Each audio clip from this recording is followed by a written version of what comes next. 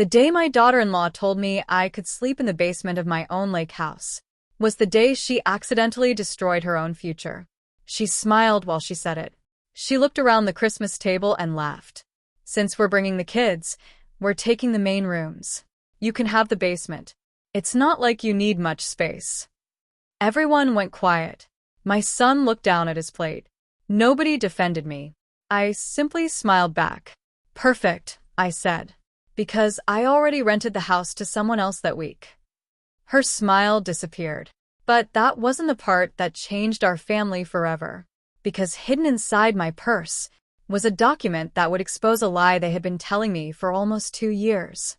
Setup. My name is Evelyn. I am 68 years old, and after my husband Richard passed away, the only thing he left me was our lake house. It wasn't a mansion. It was an old wooden home beside a quiet lake where we spent every Christmas. My son, Daniel, learned to fish there. He learned to ride a bike there. He proposed to his wife there. That house wasn't just property. It was memory. For years, I paid every bill myself. The taxes, the repairs, the insurance. Daniel would visit once or twice a year. His wife, Claire, acted like she loved the place. She would post pictures online. Our family lake house. Our family getaway. I noticed one small thing. She never called it my house. She always called it our house. At first, I ignored it. Then she started making decisions without asking me. She changed furniture. She replaced old family photos. She even told guests where they could sleep. Richard used to say something. When people slowly take your place, they hope you won't notice until it's too late. I wish I had listened sooner. First signs of betrayal. The strange thing started happening months before Christmas. One afternoon, I arrived at the lake house and found workers outside. I asked them what they were doing. One man smiled. We're building the outdoor kitchen. I was confused. I didn't hire anyone. He checked his papers. The owner approved everything. The owner? I asked who signed the contract. He pointed to Claire's name. I called my son. He sounded nervous. Mom, don't worry. Claire just wanted to improve the place. Improve the place? Without asking me? Then neighbors started saying strange things. We heard you're moving. We heard you gave the house to the kids. I never said that. One evening, I accidentally saw Claire talking to her friend. She laughed. Old people hate change. Eventually, she'll let us have it. That sentence stayed in my mind. Eventually, she'll let us have it. She wasn't waiting for kindness. She was waiting for time. The big betrayal. Christmas dinner arrived. The whole family gathered. Claire stood up holding a glass. I have an announcement. She smiled at everyone. Starting this year, we're making new traditions at the lake house. She looked directly at me. The kids need the big rooms. Daniel and I need the master bedroom. Then she laughed. Evelyn can take the basement room. Everyone looked at me. Even my own son stayed silent. I felt my heart break. Not because of the room. Because I realized I was no longer family to them. I was just an obstacle. Then Claire reached into her bag. She pulled out a folder.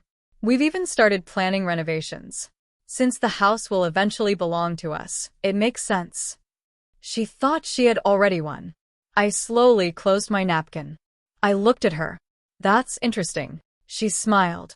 I continued. Because the lake house is rented for Christmas week. Her face changed. What? I signed the lease months ago. She turned to Daniel. You knew. He shook his head. She looked back at me. You can't do that. I stood up. Oh, Claire. I absolutely can. But I still hadn't shown them the papers in my purse. Emotional breakdown. That night, I couldn't sleep. I sat alone looking at an old picture of Richard. I cried harder than I had cried at his funeral. Because grief from death is natural.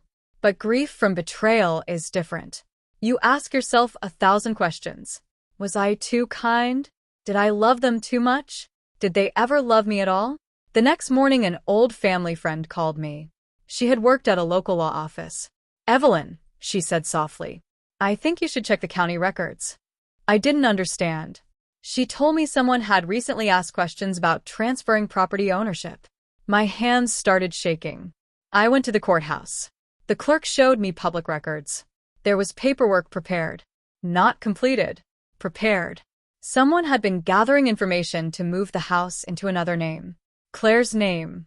Without speaking to me, I walked back to my car and sat there in silence. Then something inside me changed. I stopped feeling hurt. I started thinking clearly. Richard always believed in justice. And justice was exactly what I was going to give them. Revenge plan. I visited my attorney. She listened quietly. Then she smiled. Evelyn, do you still own everything yourself? Yes. Did you ever promise them the house? No. She opened a folder. Then you have every right to protect it. We created a plan. First, the holiday rental would stay. Second, every legal document would be updated. Third, I would create a trust exactly as Richard once wanted. But there was one more step. My attorney discovered something shocking. Claire had already told several people that she owned part of the property. Some contractors. Some friends. Even a local real estate agent. She had built an entire future on something that was never hers. I invited everyone back to the lake house 1 week later. Claire arrived confident. She thought I had called to apologize. She had no idea that every lie was about to be exposed. Climax/truth exposed. The family gathered in the living room. I placed 3 folders on the table. Claire crossed her arms. So, what is this? I looked at my attorney. She nodded. I opened the first folder. The lake house has been placed into a protected trust. Claire's smile disappeared. I opened the second. The holiday rental contract is legally binding. Her face turned pale. Then I opened the third folder. My attorney spoke. We also have statements showing that false ownership claims were made to contractors and other parties. The room went silent. Daniel looked at Claire. You told people we own the house? She couldn't answer. My son looked at me with tears in his eyes. Mom, is this true? I nodded. I stayed quiet because I hoped you would stop. Claire stood up. This is ridiculous. I quietly pushed one last paper toward her. It was Richard's handwritten letter. It said, "A home built with love should never belong to greed." Claire walked out. Daniel didn't follow her. For the first time in years, he stood beside me. Resolution plus moral lesson. Months passed. The lake house stayed exactly where it belonged. Children still laughed there. Friends still visited. But one thing changed. Only people who respected the home were welcome inside it. Daniel apologized many times. He admitted that staying silent was his biggest mistake. Silence protects betrayal. It never protects family. As for Claire, she lost more than a house. She lost trust. And trust is something money can never buy back. Sometimes people think kindness is weakness. They mistake patience for surrender. They believe quiet people will never fight back. But life has a strange way of balancing the scales. The people who try to take everything often lose the most. And if there is one lesson my husband taught me, it is this. Never let someone make you feel like a guest in the life you built with your own hands. Because respect can be given. Love can be shared. Forgiveness can be offered. But dignity should never be handed over to people who never deserved it.